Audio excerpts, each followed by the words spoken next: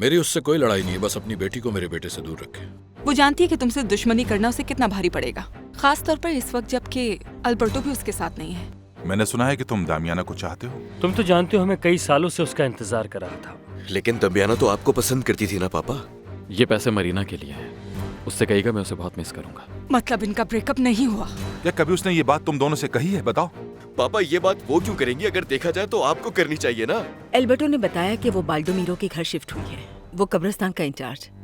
देखो डॉक्टर, परेशान मत हो, मेरे बेटे का उस लड़की के साथ अब कोई वास्ता नहीं। फिर तो हमें यहाँ से फौरन चले जाना चाहिए, क्योंकि वो लोग नहीं चाहते कि हम लोग यहाँ रुके। अब हम यहाँ रहकर एक एक मिनट का फायदा उठाएंगे।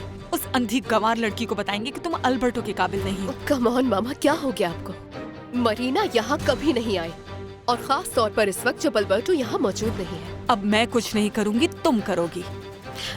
मैं? कैसे